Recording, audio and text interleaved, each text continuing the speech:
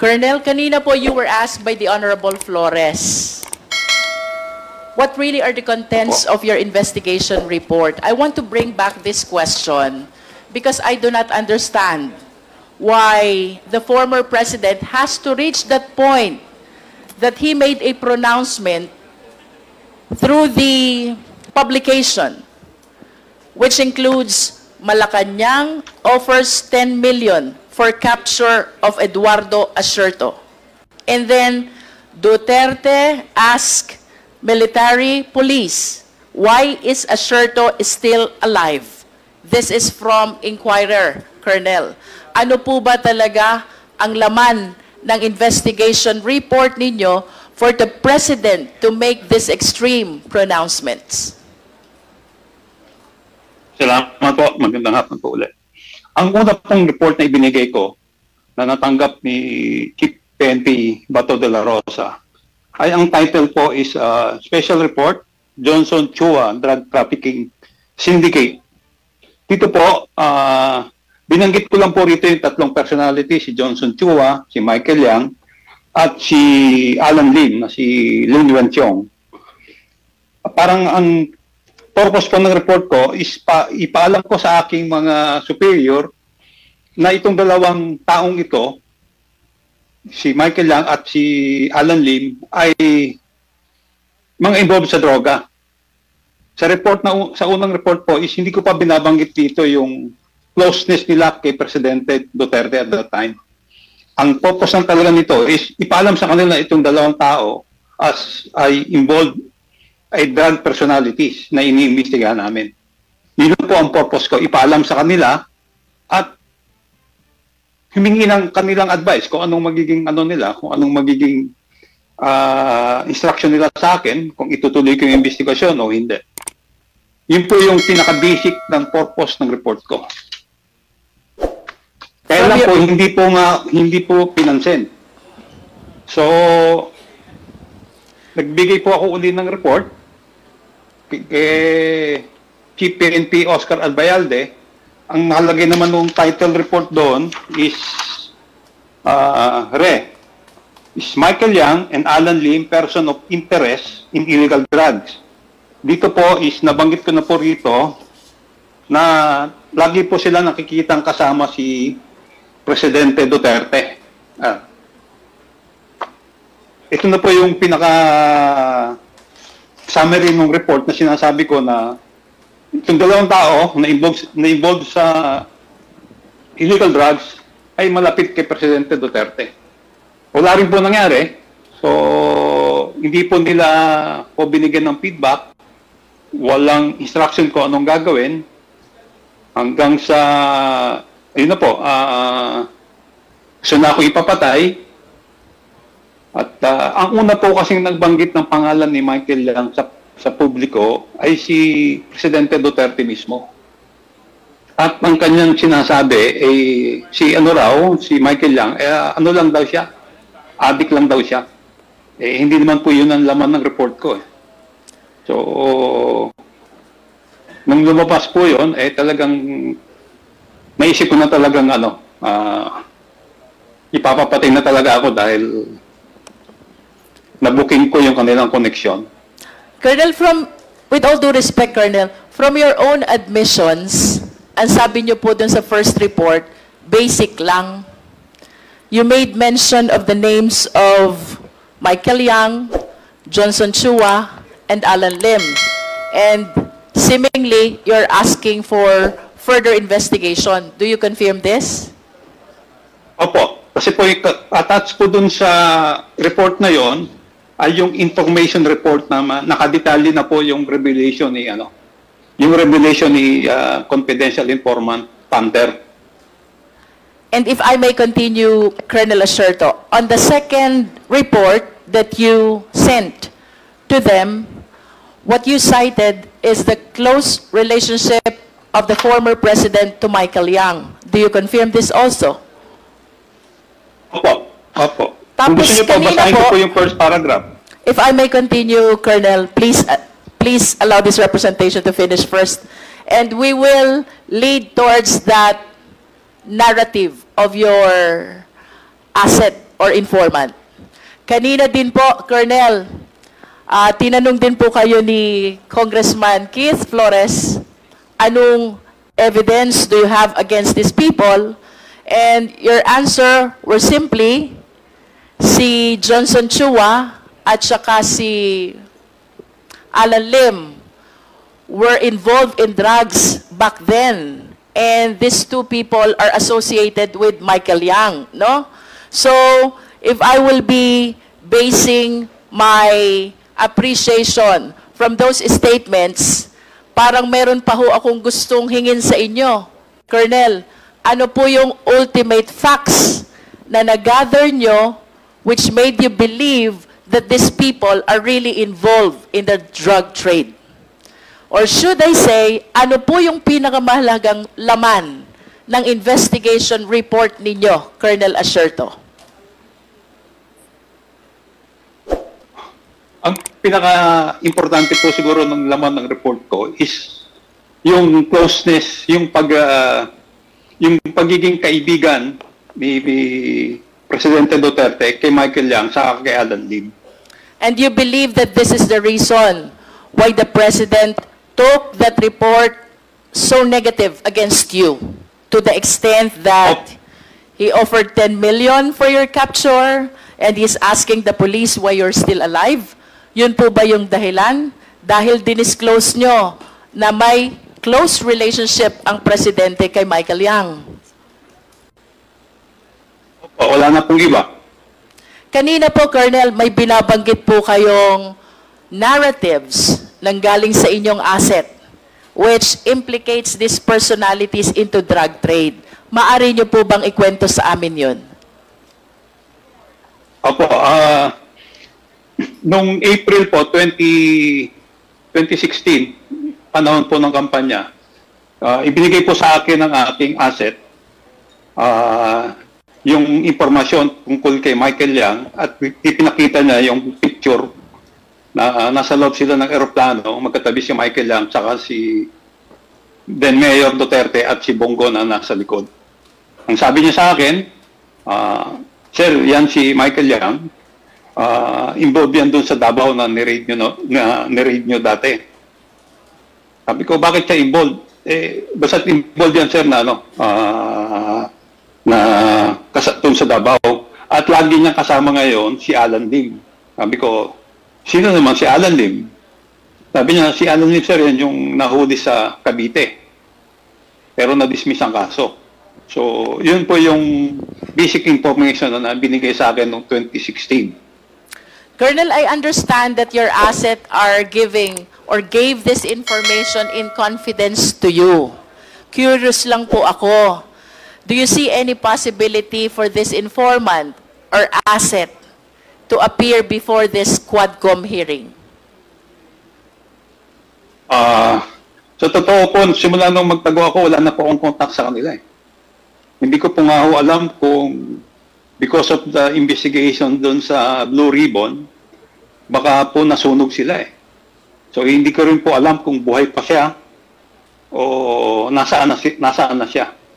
Hindi ko po masagot kung pwede siya mag-appear dito.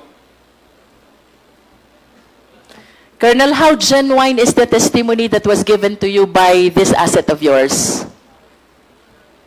I think what happened to me is the testimony na ito ngayon, ako yung hinahanap, gusto akong ipapatay. Kung hindi naman po totoo itong mga personality na itong si Michael Yang saka si Alan Lim, napakadali po nilang i-dispute eh. Sana ipinakita nila kagad si Alan Lim saka si Michael Yang. Si Alan Lim hindi na po nagpakita eh. Bakit hindi siya nagpakita? Kasi po meron siyang record sa drugs eh. In other words, Colonel, the reason why you strongly believe that there is truth behind that information, not only because you believe that the information is genuine, is because of what happened to you as a repercussion of what you disclosed in the investigation report. Tama po ba yun? Tama po. Saka yung po yung asset kasi is reliable po yung asset kasi. I hope, Colonel, we can find ways on how we can locate this asset and see the possibility of having him in one of the Quadcom hearings, Colonel Asherto? Pwede po yun. Wala pong problema yung sa akin. Ang problema lang ho is talagang masakit man aminin, talagang hindi ko po alam kung talagang buhay pa siya. Kasi nung huli kami mag-usap bago ako magtago, pati siya daw hinahanap ng sindikato. So, Colonel, kanina po, honestly, nabanggit niyo po si Hindi ko Alan pala. Lim, si Wen Li Shen, at si Wei Sean Lin. And you said that this pertained to one and the same person. Do you confirm that? opo, ang kanyang palaya po sa kanya, ang tawag sa kanya sa Chinese is Ayong. Ayong. Nakikilala alias niyo Ayong. po ba si Rose Nono Lin? Hindi ko po kilala yan. Can we have a quick question with Ma'am Rose Nono Lin?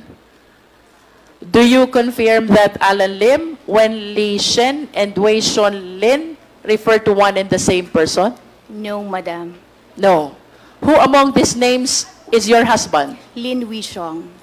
Lin Wei Sean. Lin Wei Sean. Lin Wishong, madam. Lin Wei Sean. Yes po, with G. I understand that there are English names which are being used by Chinese. Does your husband have one? He's using Lin Wishong.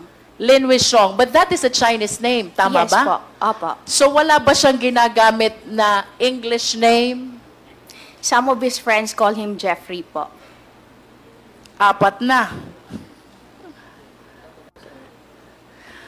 In the face of the testimony of Colonel Asherto that Alan Lim, Wen Li Shen, and Lin Wei Sean refer to one and the same person, what evidence can you offer to us to counter this testimony of Colonel Asherto? I have my marriage contract that stated my only husband is Lin Wishong. Okay. Not Alan Lim, not another Win Lee. Sorry, what's... Apart from the marriage contract, ma'am, what else can you offer us? I only have our marriage contract with me here. I mean, for a big-time businessman who owns a lot of real properties, not only in the Philippines, but even abroad, I'm sure that you have an ample documents to offer us so we can rule out the allegation of Colonel Asherto that these three names refer to one and the same person, and that is your husband. Maybe I can, if it is okay, the ECR card of my husband. ACR? Yes.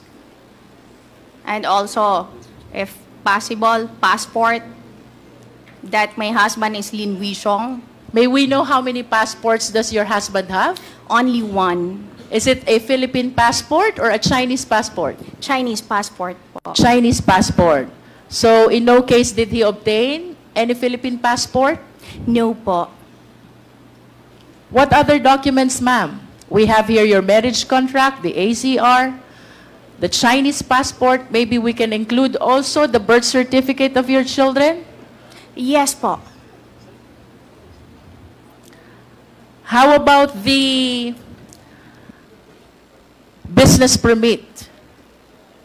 Business permit, our companies po kasi is, ang mga business po namin is under the company's name. Yes, can you please mention to us what business names are you using for your business operations? Yeah, we have XRL.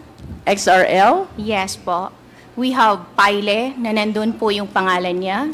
Pile, Yes po, Pile Estate and Pile Holdings. Pile Estate and Pile Holdings. And then, Yan lang po yung may mga pangalan po siya na as I remember right now po. Mr. Chair, Pero I respectfully move that we request the submission of these documents from Ms. Rose Nono Lin, the marriage contract, the ACR, the Chinese passport, the birth certificate of the children, and may I include the financial statement of XRL and the Pile Estate and the Pile Holdings, along with the articles of incorporation, ma'am? Madam, it's okay po ba na makahingi po ng list ng mga hinihingi nyo sa akin para wala po akong makaligtaan? Mr. Chair, we will be requesting the COMSEC to provide her the list of the documents that we will be requesting from Ms. Rose Nono Lin. COMSEC, please provide the list to Ms. Lin. Mr. Chairman, with the indulgence of Congresswoman Luistro. Yes, SDS Gonzales. Mr. Chairman, Ma'am Rose Donolin, can we invite your husband para sa hearing na to? At kayo po ang magdala ng imbitasyon niya.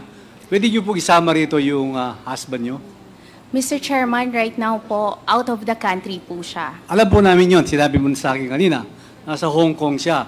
Yes, Pero Mr. kung Chair. i-invite po namin, kayo ang mag-hand carry ng imbitasyon at asawa niyo po yan, siguro po pwede niyo isama dito sa hearing yung husband niyo para once and for all, matanong po natin siya. Mr. Chair, pwede ko po dalhin yung invitation. But I can't promise po na sasama po siya sa akin para po sa pagdinig dito. Bakit po? Ay, hindi ko po alam, hindi ko pa po alam kung ano yung maging desisyon niya, Mr. Chair. Palagay ko po kung may imbitasyon naman po itong Quadcom na to, palagay ko naman po pupunta. Kasi para once and for all malaman natin. Or, baka po kayo, Madam Rose Nonolin, hindi nyo alam kung ano pangalan ng husband nyo.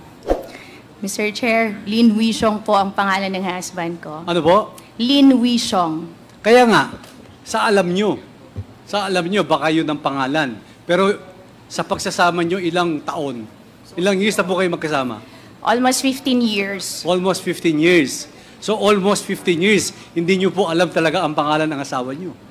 Ang alam ko po na pangalan ng asawa ko, Mr. Chair, Lin Wishong po. Anyway, Mr. Chairman, we will just invite the husband of Madam Rose Nonolin.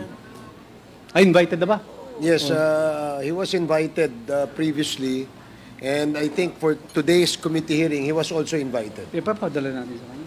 We will be acting on that invitation later when before the committee adjourns this committee hearing, Your Honor. Mr. Chair, So, please proceed. I wish to further request Ms. Rose Nonolin that with respect to the Chinese passport, if this is similar to a Philippine passport, she submit not only the information page, but also the thumb mark page and the signature page, Mr. Chair. Mr. Chair, if Ms. Rose Nonolin is generous enough to provide information, may we hear from her as well? Ano po ba ang mga business establishments nyo abroad? Mr. Chair, kung okay lang po ba na yung mga businesses namin abroad, hindi, or pwede ko ibigay sa inyo through writing? Can you please at least cite the names of your business establishments abroad? Mayroon po kaming taxi company sa Hong Kong. May we know the name? It's Plus Elegance po. Plus Elegance. What else, ma'am? Mr. Chair, it's okay lang po ba na yung mga businesses abroad po namin na hindi naman po konektado po sa pagdinig na ito? Hindi na po. I understand, Ms. Rose. However, we're trying to help you rule out the allegation of Colonel Asherto that these three names pertain to one and the same person. And I'm sure that you will be happiest to prove na hindi nga siya itong Alan Lim at itong Wen Le Shen. Tama po ba? Madam Chair, magsasubmit naman po ako ng mga hiningin po ninyong documents. Pero ang hinihingi ko lang po sana yung mga properties namin abroad at businesses, hayaan na po natin po doon.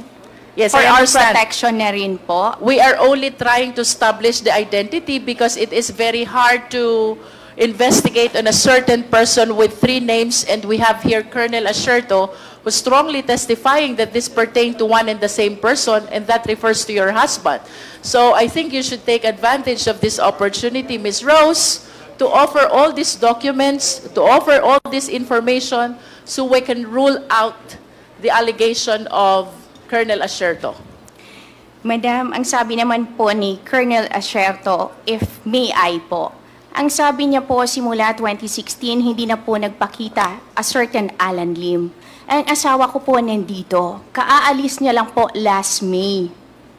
So, ibig sabihin po nun, kung hindi nagpapakita a certain Alan Lim, ang asawa ko po nagpapakita. So, ibig sabihin po nun, hindi siya si Alan Lim.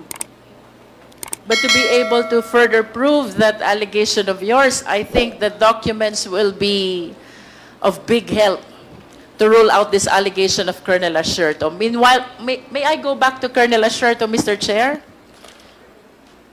Colonel Asherto? Opo, ma'am. What proof do you have Okay. that Alan Lim, Wen Li Shen, and Wei Sean Lin refer to one and the same person? I remember during the hearing of dangerous drugs, that is prior to Quad, you even shared some slides of passports. If you still have Meron po. these documents, Meron pa rin po akong kopya ng kanyang passport na ini-issue noong 2011 po yata yun. so can you please enlighten us, Colonel Asherto, what proof do we have?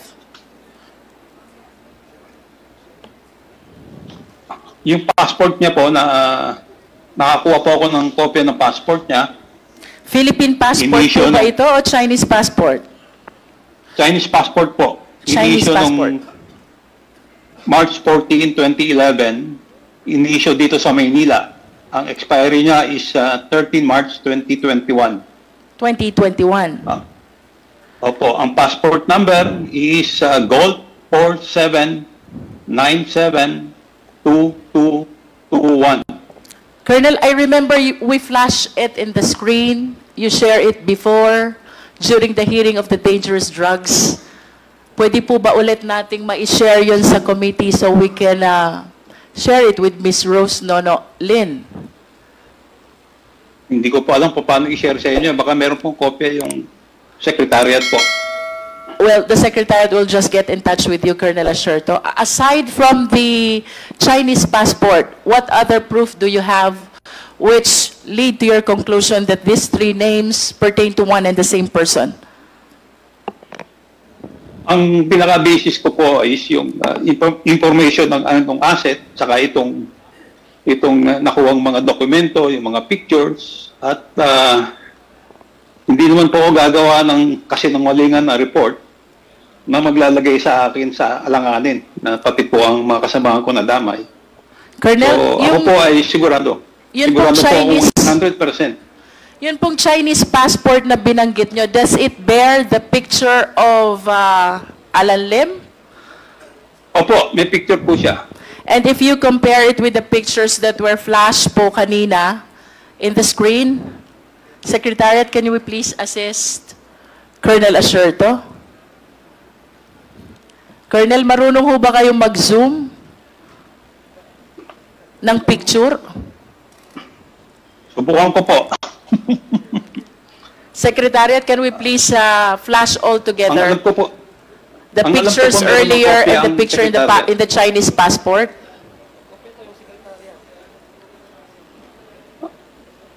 ang alam ko po na ipasa ko na po yata ito eh. Okay. So, Secretariat, I hope we can there.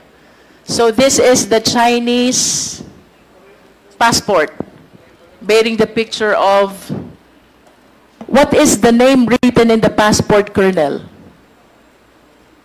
Lin Wenqiong. Lin Wei Song. This is your husband, Opo. Ma'am Rose. This is your husband? Madam Chair, pangalan po ng husband ko, yan ang nasa passport. How about the picture? Pwede po pa-flash ulit, and then pwede pa-zoom po. Kindly flash the passport again. Paki-zoom daw po.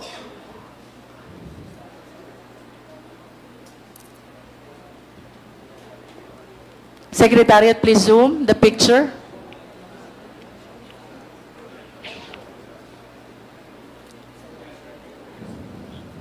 Yes, Mr. Chair. Siya po. So you confirm that this is your husband. Yes, Mr. Chair. Can we flash the other documents which Colonel Asherto has shared with us already? Colonel, ito ho bang passport na ito ho ba'y may signature at may thumb mark ni Lin Wei Song? Does it bear Wala the po eh. signature and the thumb mark? Picture lang po.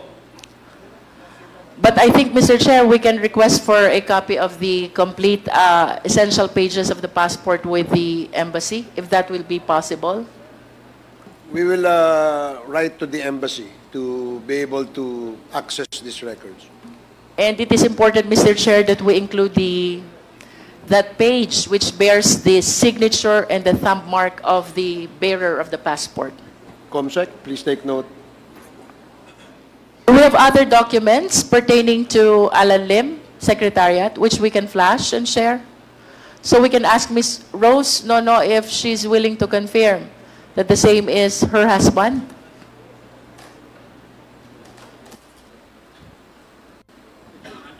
Mr. Chairman, Yes, Congressman Gonzales. may tanong lang po ako kay Rose Donolim.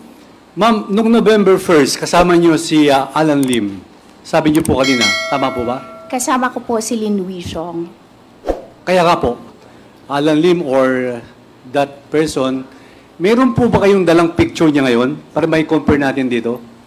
Noong November po na pumunta po ako doon, wala po kaming picture. Kung wala Pero may kang mga pictures po ako na kasama siya. Meron ka bang dalang picture dyan ngayon para may compare lang natin yung mukha ng asawa mo na pinakita sa screen at saka yung dala mo? I'll check Mr. Chair. Thank you, Mr. Chairman.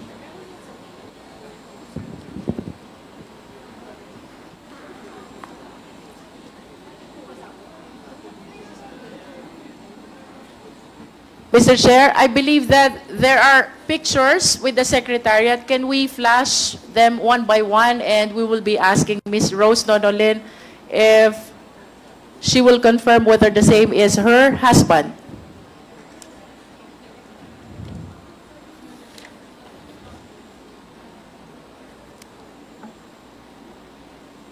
I understand we are able to capture a picture of the spouses in Atlantis, the Palm in Dubai. This was Christmas Day of 2023. Paki-flash lang po.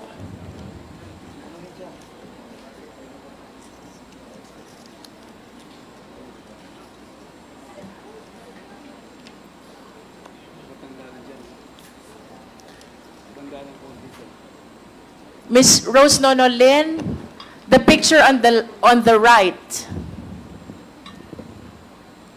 that's you and your husband. Do you confirm that? Yes, Madam Chair. Can you share with us where this picture was taken? That was taken po last Christmas sa Dubai. How about the next picture?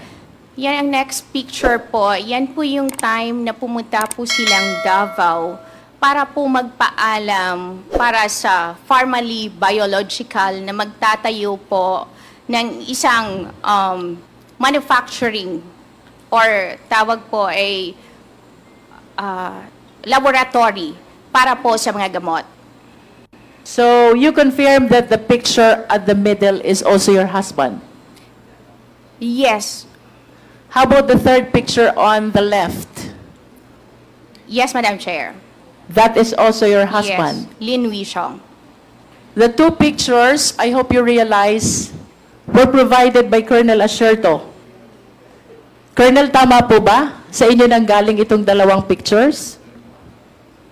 Opo, sa tingin ko po, sa akin po. And you believe, Colonel Asherto, that these two pictures pertain to this Alan Lim, Wen Li Shen, and Lin Wei Xiong?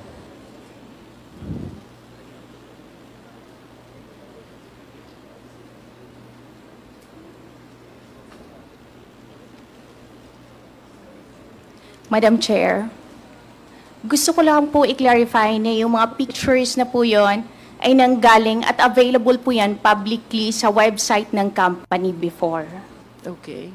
Thank you po. So, in other words, Ms. Rose Nonolin, you are confirming that the man in those pictures pertain to your husband? Yes, Lin Wishong. What you are denying is the name Alan Lim and the name Wen Li Shen. Yes, because I But- never heard that name po. For as long as this man is Lin Wei Xiong, you confirm that he is Lin Wei Xiong, your yes, husband. Madam. Do we have other pictures there? Secretariat? How about this one? Yung may balbas po ay hindi po yan asawa ko. Yung isa po na nakangiti, yan po yan siya dahil nakuha rin po yan sa isang public documents or public site na mayroon siyang picture. Of course, you understand that this picture is part of the initial profile of drug personality, which I believe is part of the investigation report of Colonel Asherto. Yes, Madam. Nakita ko na po yan last 2022 nung sa Senate Blue Ribbon Committee. Tinanong na rin po yan sa akin. And what do you comment about that? Hindi po siya yan, yung may balbas. How about the veracity of the information that he is a drug personality? No, Madam Chair, hindi po. Dahil kung ang sinasabi po ni Colonel Asherto na 2003 na nandun po siya sa isang raid, ay dapat po nakasuhan na po siya. Ang sabi niya is dismiss. So kung dismiss, ibig sabihin, ang nakalagay po na pangalan yan dyan, wala pong kaso yun. Which raid are you referring to, ma'am? Mayroon po siyang sinabi kanina na 2003 sa Cavite. Mr. Chair, may I respectfully move as well that we request for the copy of the court records of the case of Alan Lim, which was dismissed back in 2003. Just for the committee to have an opportunity to compare all these documents and for us to be able to determine who really is this Lin Wei Xiong and what is his connection to the two other names, Wen Lishen and Alan Lim. Okay, COMSEC, please coordinate with the DOJ. Please proceed. I believe, Mr. Chair, that this is a court case, so perhaps we need to course through our request Oh, yeah. with the Supreme Court. COMSEC, please prepare the letter so that we can write to the Supreme Court to get records of the case mentioned by Congresswoman Luistro. Colonel Asherto, during your last appearance in the dangerous drugs, that is before the Quadcom, you made mention about Aaron Aquino, Oscar Albayalde, and Wilkins Villanueva. Briefly, Colonel Asherto, what is the significance of the participation of these three personality? Why you mention them in your testimony? Una po si Chief PNP Oscar Albayalde, binigyan ko po ng report at ang una po ay tinanggi niya at pinagbintangan niya pa ako kung anong sa pagpatay dun sa Koreano, yung smuggling ng AK-47 at wala siyang ginawa dun sa report ko. Si Director General Aaron Aquino, binigyan ko rin po ng report at nag-usap kami, sa kanya, kinausap niya ako at sabi niya i-report niya sa Malacanang. Kaya nung February, command conference sa Cebu, tinawagan niya ako at sinabihan niya ako na gusto akong kakausapin ako ni Den sa Bongo tungkol dun sa report ko. Pero nung pumutok na yung issue sa amin, hindi niya na maalala kung kanino niya ibinigay yung report sa Malacanang. Nakakapagtaka po naman yon. Ito naman pong si Wilkins Villanueva, na classmate ko, during sa mga press conference sa Malacanang during COVID, sinabi niya na walang involvement si Michael lang sa illegal drugs at sinabi niya na yung picture ni Alan Lim, yung mugshot ni Alan Lim at saka yung present picture ni Alan Lim ay magkaiba. So ano pong ibig sabihin noon? Pinoprotektahan nila si Michael Yang saka si Alan Lim. Bakit nila pinoprotektahan? Kasi utos sa kanila ni Presidente Duterte at ni Bongo.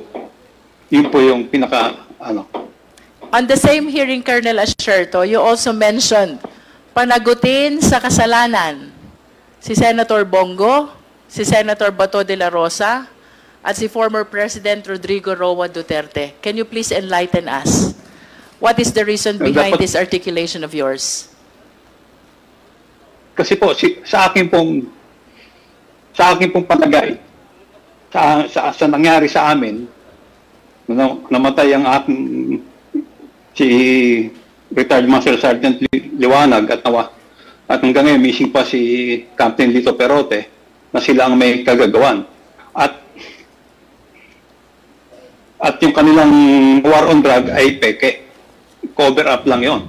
Ang pinapatay, yung maliliit, pero yung mga malalaking drug personalities, katulad ni Michael Yang at Alan Lim, ay pinotektahan nila. Sa tingin niyo po, Colonel Asierto, what is the reason behind your allegation of cover-up? Ang pinapatay lang ay maliliit at yung malalaking drug lord like Alan Lim and Michael Yang ay pinoprotektahan nila. Ano po ang dahilan? Kasi po, nakapatong sila Nakapatong sila sa... Binabayaran sila ng sindikato Tingnan nyo lang po yung nagkinagawa ng investigasyon sa Quad. Ngayon po, hindi lang po illegal drugs Lumapad pa ho ang kanilang galamay Meron ng pogo, meron ng mga acquisition ng land. Dapat po ito pag-aralan mabuti ng National Security Council sa Kanika. Baka ito po ay merong koneksyon sa nangyayari sa West Philippine Sea. Colonel, Kasi po ang sindikato ng... Yun pong ginamit niyong term is pumapatong? Tama ho ba? Opo, pinotektahan kasi nila Ano po bang, can you please enlighten us? Pag sinabi niyo ho bang pumapatong po sila dito sa drugs, ano hong ibig sabihin ng pumapatong? Ibig sabihin po, pinoproteksyonan nila kapalit ng pera. So, what you wanted to tell us is, these people are protector of the drug lords? Yun ho ba yun? Opo, yun po, ang simpleng Last question, Colonel Asierto. Ngayon pong kaharap nyo si Jimmy Guban via Zoom. And admittedly, sinasabi niyang inimplicate niya kayo to save his life and the lives of his families. But apparently, dahil sa testimonya niyang yon, nasira din ang buhay ninyo. How do you feel now? Hindi ho ba kayo nagagalit kay Jimmy Guban? Unang-una po, talaga pong hindi na kami nakapag-usap ni Jimmy Guban. Hindi ko pa siya nakakausap at ako po ay nagpapasalamat sa kanya dahil sinabi niya yung totoo kung ano talaga nangyari. At wala po akong galit sa kanya dahil alam ko naman pareho kaming biktima. But of course, you realize, Colonel Asierto, if not for the testimony of Jimmy Guban, hindi ka magkakakaso, hindi ka magkaka-warrant of arrest. Kayo po ba'y na-convict dun sa kasong iyon? Hindi po ako na-convict doon dahil hindi po ako nag-appear Kasi pag nilabanan ko po yung kaso, ikukulong ako, baka doon na rin po ako mamatay sa loob ng kulungan. So, you mean to say that the case is still pending in court? Opo, nasa naka-archive po kasi po nagkaroon na po ng desisyon yung kaso ni Jimmy. So, yung sa akin po na-archive. Given the fact, Colonel Asierto, na si Jimmy Guban ay pinilit lamang para huwag masangkot at huwag mabanggit yung pangalan ng mga ni Michael Yang, ni Pulong, at saka ni Man Scarpio, I hope you realize also na dahil sa testimony ni Jimmy Guban, nagtatago kayo ngayon. At ilang taon na nga ho kayo nagtatago? More than 6 years po. More than 6 years. So, I just want to take advantage of this opportunity. If there's one thing which you want to tell Jimmy Guban, ano ho bang gusto niyo sabihin kay Jimmy Guban ngayon? Jimmy, salamat at tinama mo. At salamat sinabayan mo kung ilabas ang katotohanan.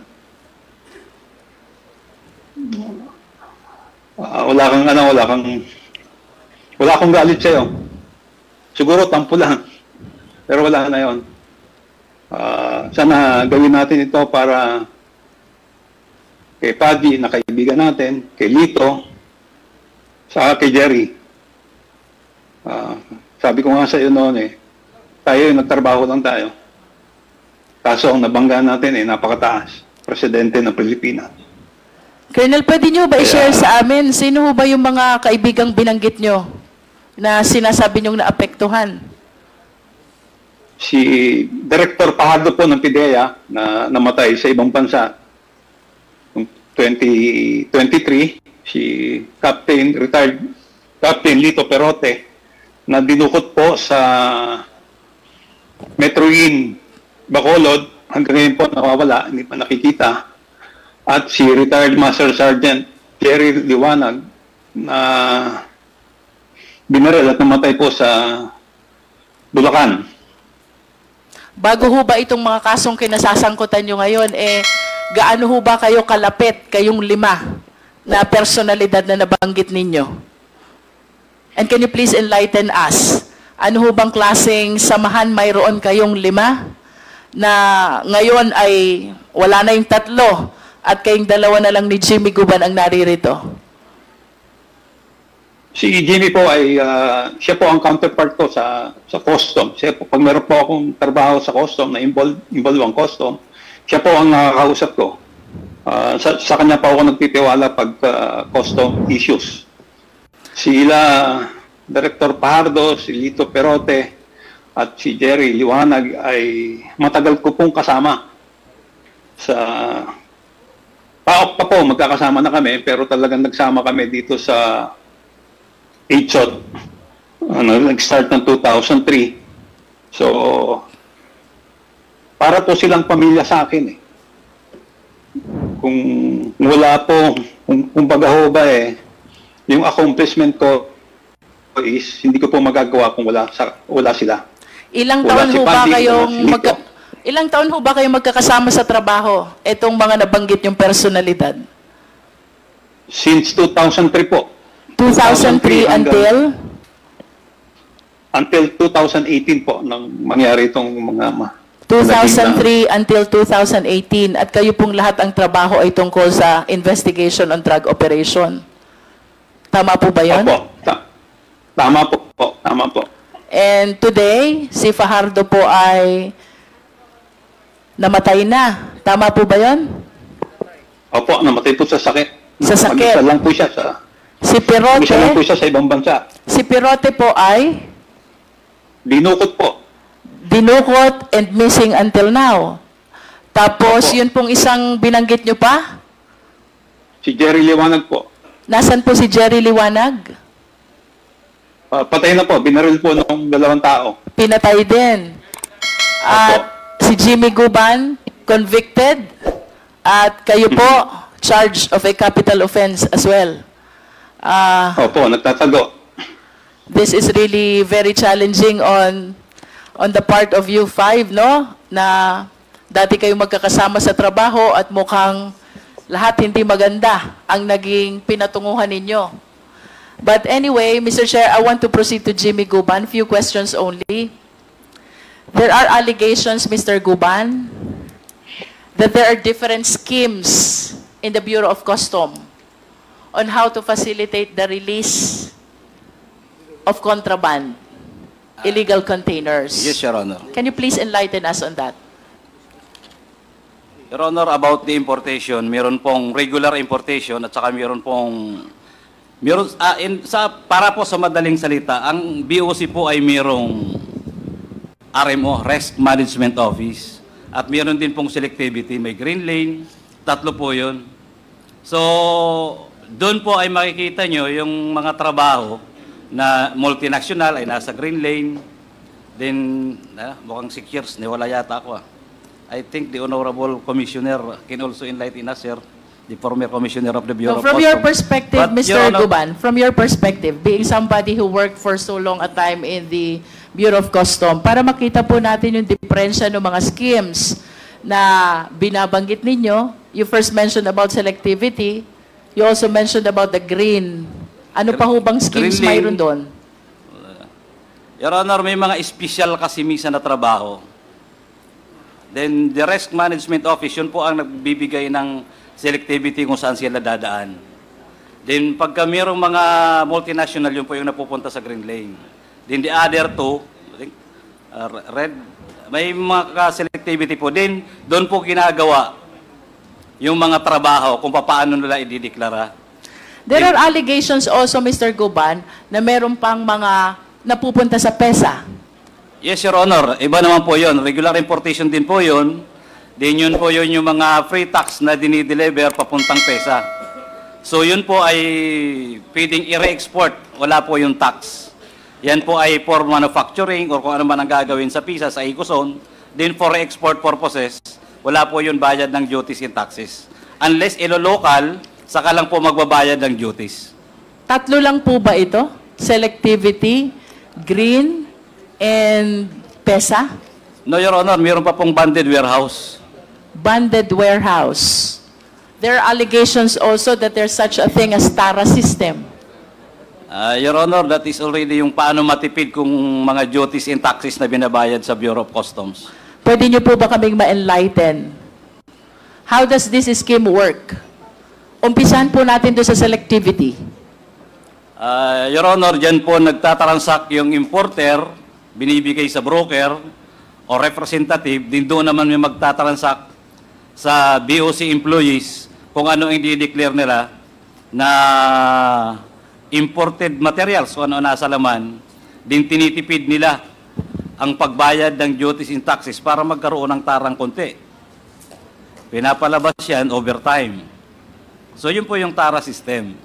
Pag sinabi niyo pong selectivity, ibig sabihin hindi po i-declare lahat. Hindi po, naililipat po yung imbis na dapat doon sa red, napupunta sa grain, multinational. So, nagiging iba na ngayon, ang proseso niyan, mabilis. Sometimes yung iba, mga wala ng duties and taxes dahil papuntang PESA, papuntang banded warehouse. So, yun yung mga trabaho. In other words, dito po sa selectivity, this is being resorted to be able to do away with the importation duties. Yes, Your Honor. Para maitama po, Your Honor, ang deklarasyon. Para po maitama, kung lumilipat nga po kayo dun sa libre, Yung kung lumilipat po, yan po yung trabaho na nililipat nila para makatipid sila ng pagbayad ng taxes sa Bureau of Customs. but is this legal, Mr. Guban? That is illegal already, Your Honor. And that is what isa po yan sa mga trabaho namin. Dito po sa selectivity nito, what you're doing, do you agree with me, is tax evasion. Kasi the articles or the importation which are supposed to be taxable, ay dinadala nyo dun sa linya na hindi naman taxable. Your Honor, sa amin po, misdeclaration or undervaluation. But indeed, that is tax evasion. Yes, that is, ma'am, Your Honor, sa BIR. Ano po yung green? Ito po yung libre. Multinational, Your Honor, and then sa mga PESA, banded warehouse. Multinational. Pagka po sa multinational, pwedeng pumunta sa PESA, pwedeng pumunta sa banded warehouse. Yes, Your Honor. At kapag PESA po at banded warehouse ito, does it mean na libre ang import taxes? Your Honor, the purpose of importation is for re-export. Gagawin lang po yan dito sa Pilipinas. That's why it's free from Yes, importation Your Honor. taxes. Now, pagka yan po ay nag-local market sila, magbabayad po sa Bureau of Customs. How about the red? Pag red po, Your Honor, yan yung nare-red tag. Your Honor, medyo hindi ko pa ma-memorize kung tama yung red, ha? Pero yan po yung mga highly dutiable value na produkto. Na Ibig dapat- sabihin, ito ho, mahal, malaki ang import taxes. Your Honor, yes. Then at the same time, it will go through the process of opening the containers and examination and X-ray. At ayaw to ng mga importer. Mabagal. Kaya sila ay nag-extra kung pwede mailipat sa ibang selectivity. So in other words, what the importers are trying to do is to avoid this red lane Yes, Your Honor, possible. and resort to selectivity so they can bring all their containers to those lanes which imposes no importation taxes. Yes, Your Honor. Then mabilis. There are times na isang araw lang lumalabas yan. And of course, that is illegal, Mr. Guban. That's correct, Your Honor. That is illegal. Yes, Your Honor. How about this TARA system? Ano pong connection ng TARA system dun sa selectivity? Yun, Honor, ang natitipid, yun naman ang binibigay na overtime sa mga empleyado. I see. So, if from the selectivity lane, ang isang mataas dapat ang import taxes ay nadala dun sa libre, Di, ang laki po nun, Your Honor. yung Na natipid, matitipid. saan ho mapupunta yung natipid? Depende na po yun sa grupo kung ibibigay lahat sa empleyado or kasosyo na nila doon ang facilitator, broker.